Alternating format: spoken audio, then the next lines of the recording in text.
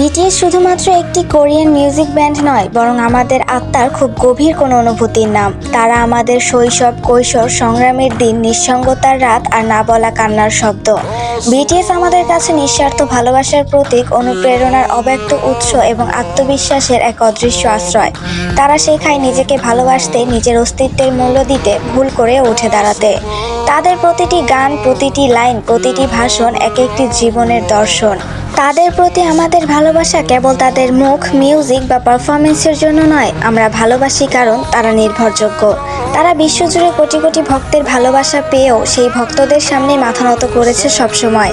BTS কোনো নাম নয়, তারা একটি আবেগের ভাষা।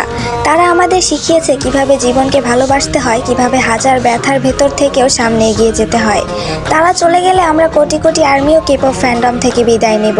তারা চলে গেলে কেবল কিছু মানুষ নয়, বরং একটা যুগ, একটা অনুভব, একটা পৃথিবী বিদায় নেবে আমাদের ভেতর থেকে।